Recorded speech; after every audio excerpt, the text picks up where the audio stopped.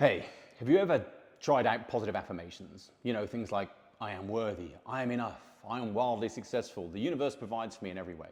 But deep down, you kind of didn't feel that that worked, that you were kind of lying to yourself. Well, if so, you're not crazy. In fact, the science backs you up. And today I want to explain why positive affirmations can sometimes make people feel worse, not better, and what to actually do instead that will work. So whether you're into therapy, coaching, meditation, hypnosis, personal development, this is something that you really need to know because there's a whole lot of gurus out there that are quite frankly lying to you. So let's start with a funny little important exercise. It's called the water into mouth example. So let's imagine we've got a glass of water on a table in front of us and I want to get that water into my mouth. Well, I could imagine it, visualize it, and really meditate on it, say mantras about it, do everything that I can to get that water into my mouth using my mind power. Or I could just do the behavior required and take the water and put it into my mouth. And this is kind of the affirmation trap. We've been sold this idea that if we just repeat positive statements over and over again, our subconscious mind will magically absorb them, we'll start to believe them, and then we'll act on it or something will magically appear. But here's what research going back decades actually shows. If you already have very high, say for example, self-esteem, affirmations can give you a little boost. But if you don't, they can backfire big time. One of the most famous studies on this from the University of Waterloo in Canada found that when people with low self-esteem repeated affirmations like I am a lovable person, they end up feeling worse. Why? Because they simply didn't believe it. And when you say something that goes directly against your deep mind, your inner beliefs, your mind fights back. It's like arguing, rejecting, reinforcing the opposite. Your mind will literally say things like, well, actually, no, you're not lovable. And that's why you're alone. And that's why you failed. And these affirmations are a lie. And so instead of rewiring your mind, you're highlighting the gap between what you want to believe and what you actually unconsciously believe. And this creates significant internal conflict, and that's the real damage.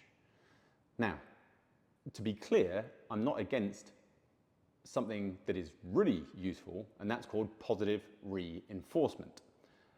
In fact, I love it when a coach says to the client, hey, that was great, or that was a great effort, which is connected to something that the person actually did. Or we celebrate hard work because you actually did the work. That's feedback tied to real action, and that actually builds confidence. But affirmations are different. They're often disconnected from action or reality. They're just kind of phrases floating in space. They're like magical pill thinking. And if those phrases don't line up with your actual experience, they can just kind of feel fake, forced, or plain frustrating, or as we've said, they simply don't work or cause more problems. But there's something else that the research shows, that positive affirmations can lead to fantasy thinking. You imagine your dream body, your perfect partner, your $1 million business. This is what all the gurus tell you to do, and they're lying to you. That's not how they became successful.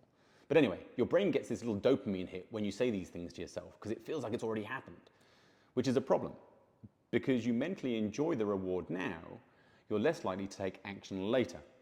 In fact, studies have shown that positive fantasies actually reduce motivation and performance because when you focus only on the dream, you skip the hard work, you skip the grind, and without the hard work and the grind, nothing actually changes, okay?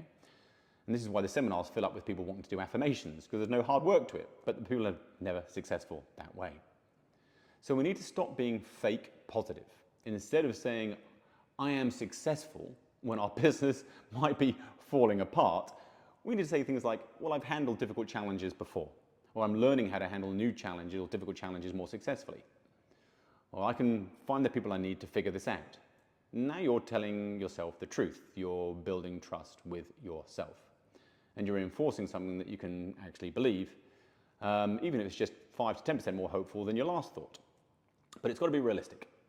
And this is the bridge that changes people. And the kick is this. If you want to use affirmations and things like meditation or hypnosis, they're not really going to work. You have to build suggestions that actually create change in your deeper mind, okay? I've done a free course on that. You can go to the Mind Academy and get the free subconscious reprogramming course, okay? But anyway, here's the bottom line. Positive reinforcement works when tied to real progress. I'll give you another example of that in a moment. Blind affirmations, not so much. Your subconscious really is smart. It rejects lies even if they sound good. So instead of trying to brainwash yourself with I am enough and the universe provides and all this kind of stuff, you really want to find the actions that you want to reinforce in yourself that, achieve successful outcomes.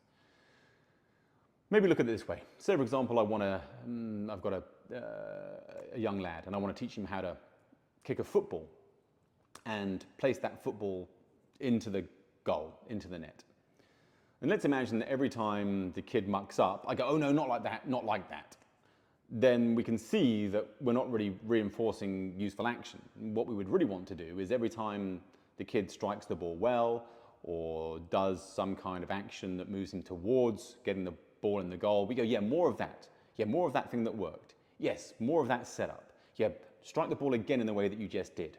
This is positive reinforcement of the success behavior that's going to get the goal.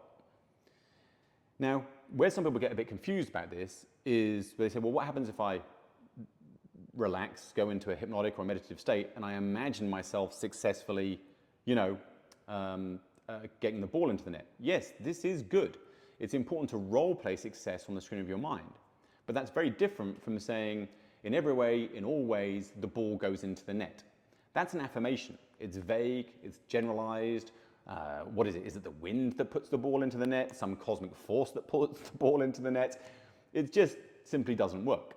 However, if whilst the young lad was being taught to visualize, they imagined them striking the ball in just the right way, and they imagined the trajectory of the ball into just the right area of the net, and they really connect the physical movement with the mind, with the outcome, then that's positive reinforcement or positive role play on the screen of the mind, and that can work amazingly.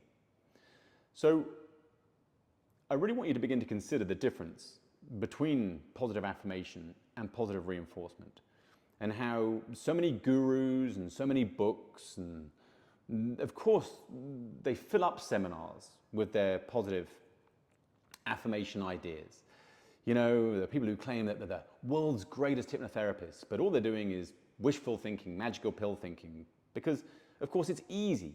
And I understand that people want it easy, I get it, But the people who are truly successful, and even these gurus themselves, that's not what they did. They got good at doing certain very practical behaviors. They got good at speaking. They got good at their trade.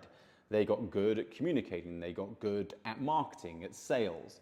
They got good at very specific skills. They got good at networking.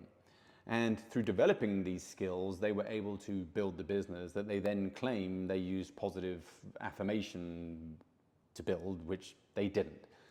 And like I said, I know this to be true because I've been in this industry 23 years and I've met most of them, and I know what happens behind the scenes, and I really want to be a voice of reason and truth and honesty because I want you to succeed. I want my students to succeed.